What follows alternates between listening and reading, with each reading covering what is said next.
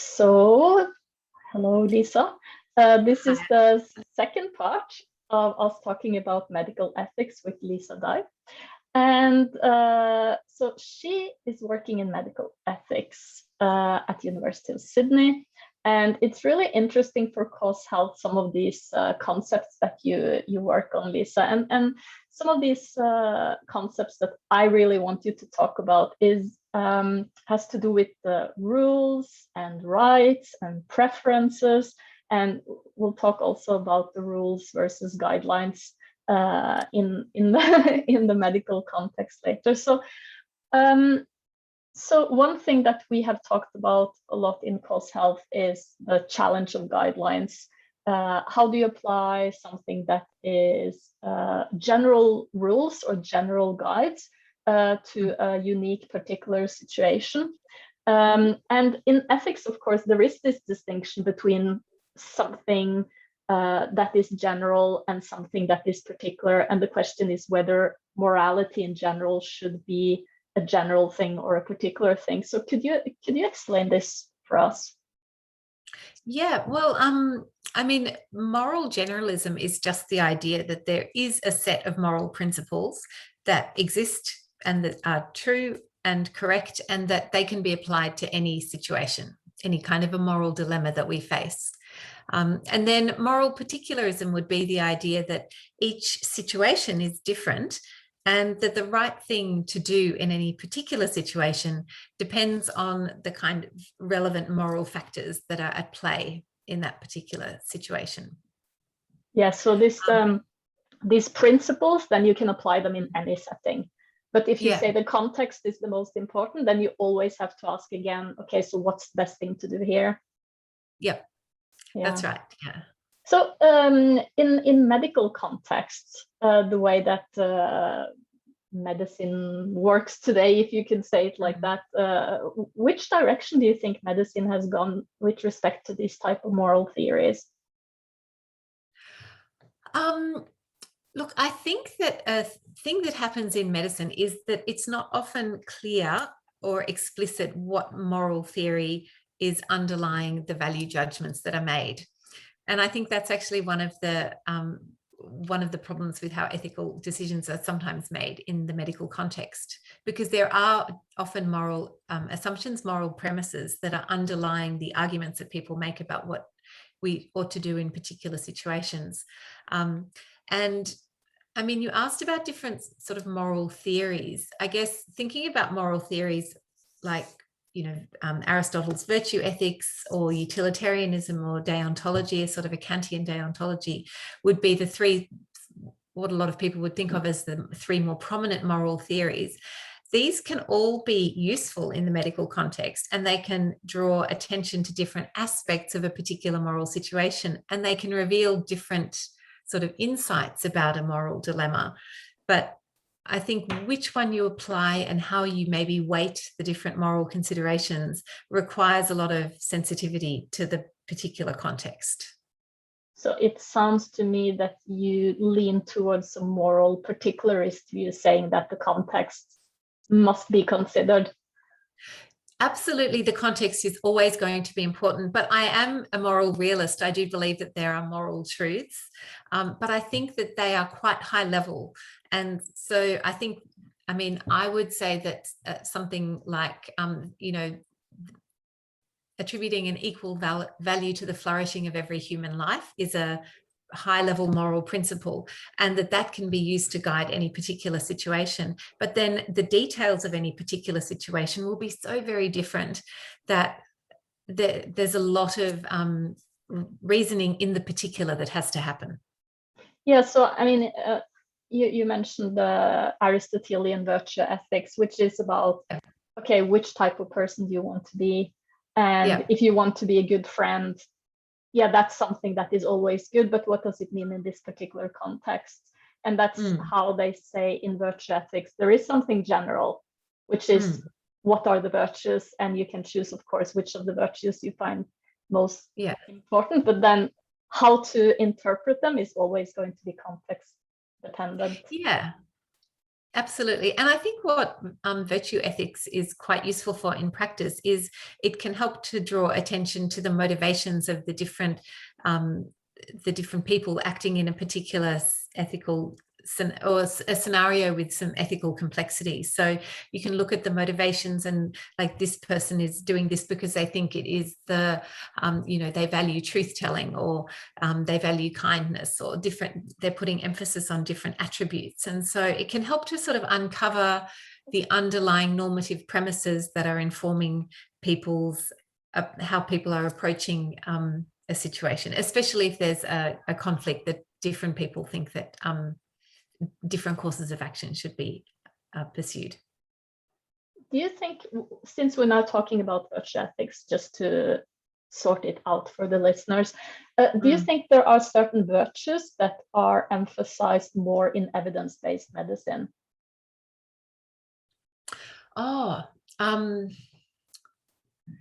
This is not something that I've thought of particularly. Because I've been thinking about things like equality of care, that everyone should have equal rights to care, for instance. Is that equal? I mean, equality, is that something that is like justice, that something is just and fair? Is that would that count as virtues?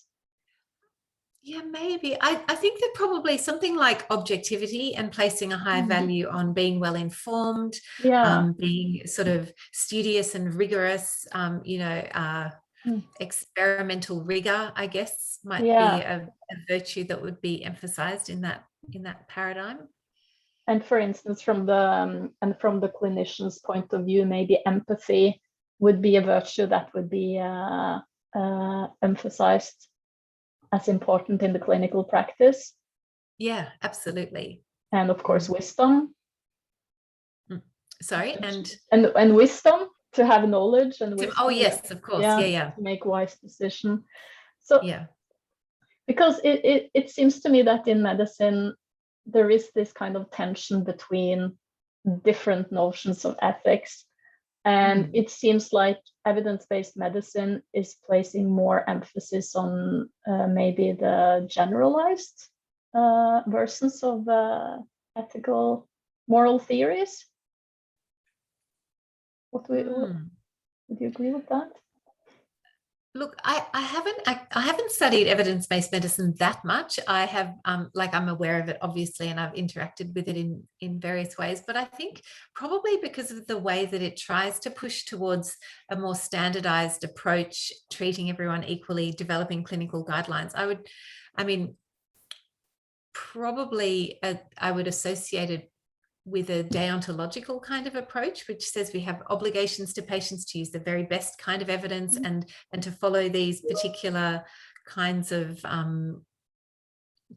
sort of sets of rules, duties. I don't know, maybe that might be a bit of a stretch. I wouldn't go quite so far as to call it Kantian. I think that would be a bit of an overstretch. I also thought of rule utilitarianism. You follow the rule that maximizes the overall benefit, for instance. Yeah. And I mean, certainly utilitarianism is really prominent in public health, particularly, and in the way that healthcare systems are, the way that ethical reasoning is done at the systems level. Yeah, no, I think you're right. And I think in society in general, yeah, it seems like every time you do a cost-benefit analysis, you are within the utilitarianist setting, because, I mean, utilitarianism is one of the few moral theories where you actually consider consequences, and the consequences are going to decide what's the best thing to do. So in your work, you also talk about rights, and you say that rights are absolute and override all other moral and contextual considerations if you think of them as rights. And then you say maybe sometimes you should speak of preferences instead. So can you say something about this rights, preferences distinction? Yeah, look, the term rights is really interesting, and I've done a bit of research into this concept, and the way that rights are used it's a weighty kind of a concept. It brings that thing about rights being absolute. It's not true that they have to be absolute, but they're often interpreted that way. They carry a lot of weight, and so you say, I have a right not to be interfered with, and so that is a boundary that nobody may cross, interfered with in whatever way. But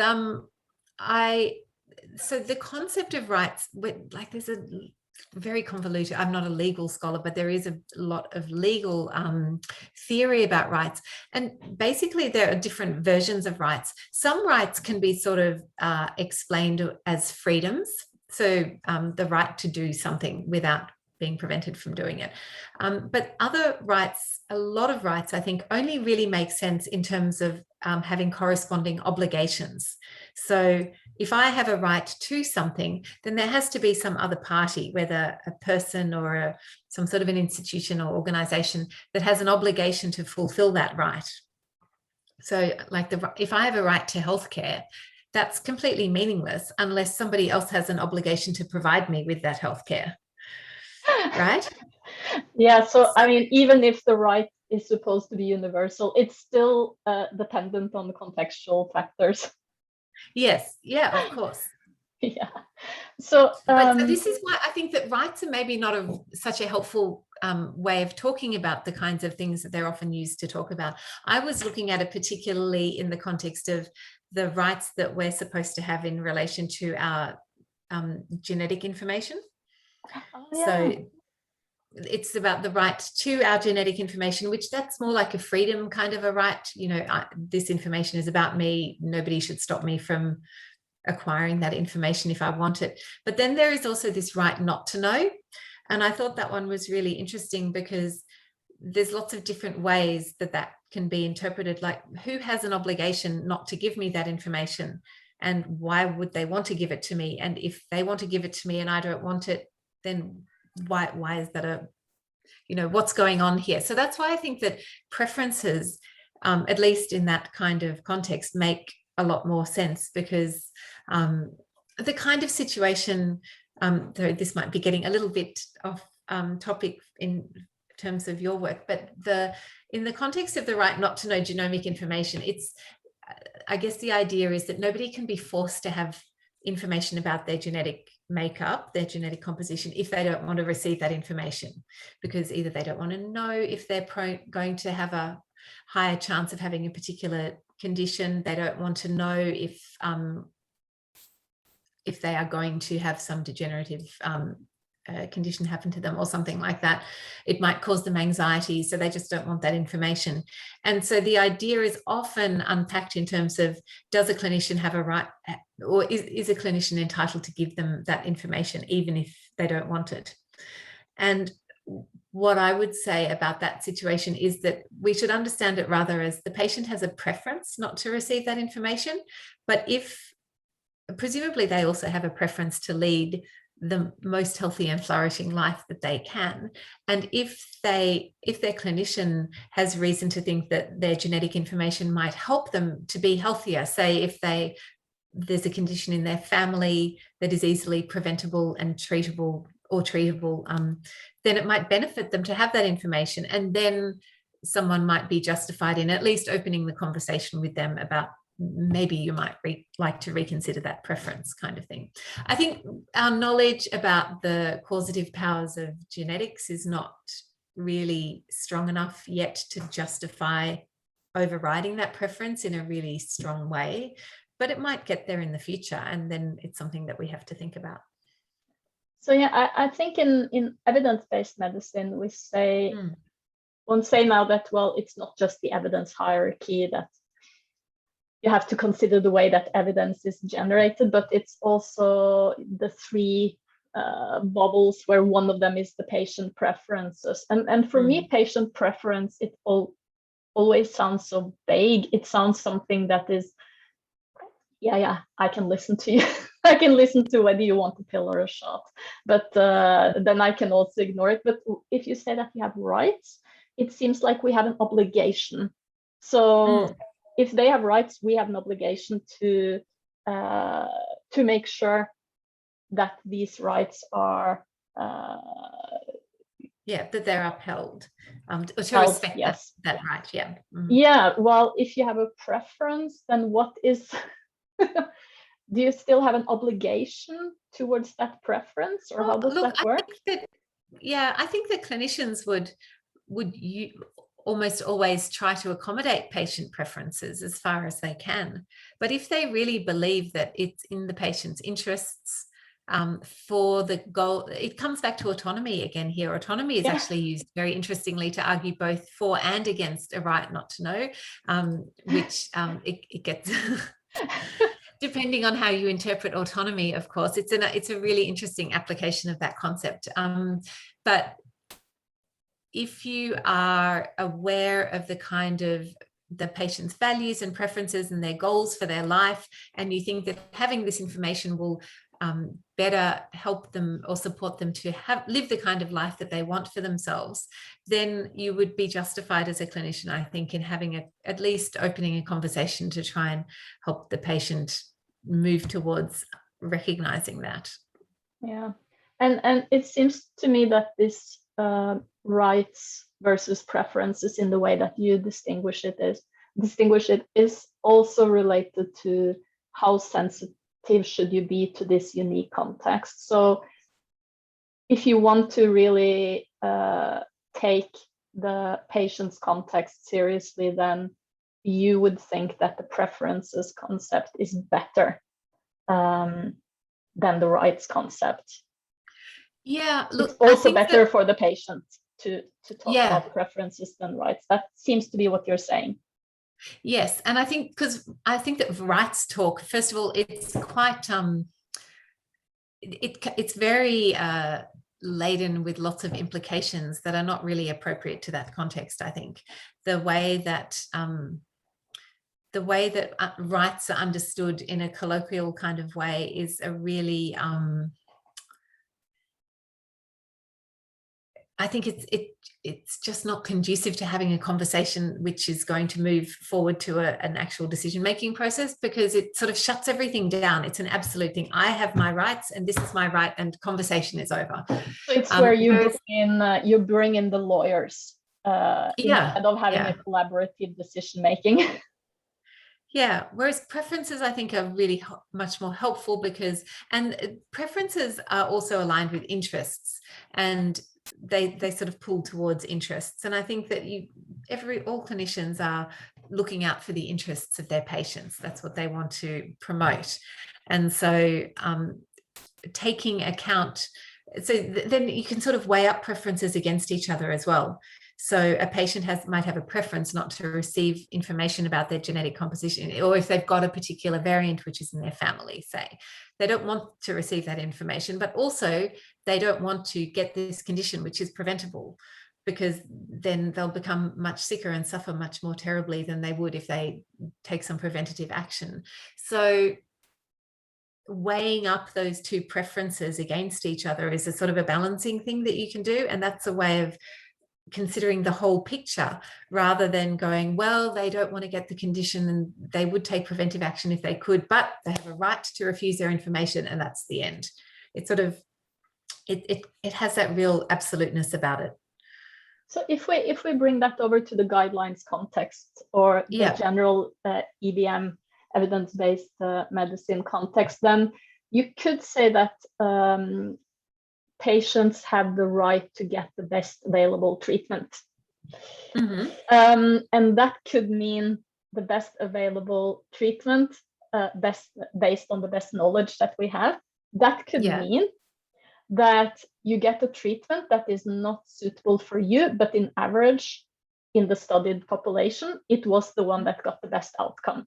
So maybe a treatment for your type of condition worked for 25% in the study against 15% of another treatment. And then you have the right to get the best one, even though it might not be the one that is best for you and your context.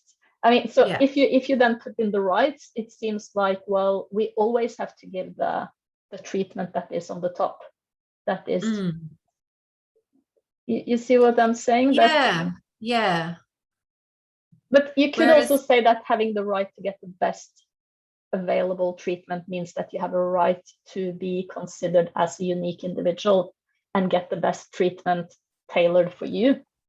yeah, well, I think those rights that you're talking about are the obligations that the clinician has. I think the clinicians have an obligation to do the best that they can for the patient in front of them, informed by the research, but also responsive to the unique patient that they have. So that's a big obligation to place on the clinicians, isn't it? Now that we see, for instance, with the the COVID vaccine, and of course there are some risks involved always, and then it's the clinician's obligation. it's the clinician who has to consider in which context.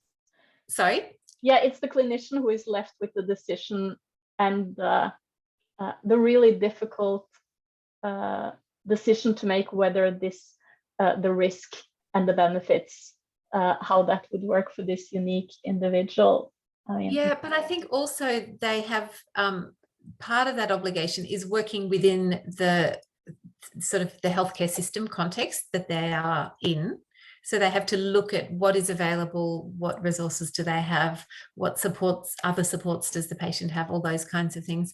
And they also, part of what should factor into the decision making is the patient's preferences. Maybe the patient, some patients would have a greater appetite for taking on risk in if there are potentially greater benefits. Some might be more risk averse, you know, all of those things. It's a like there are lots of contextual factors and sort of unique features to take into account.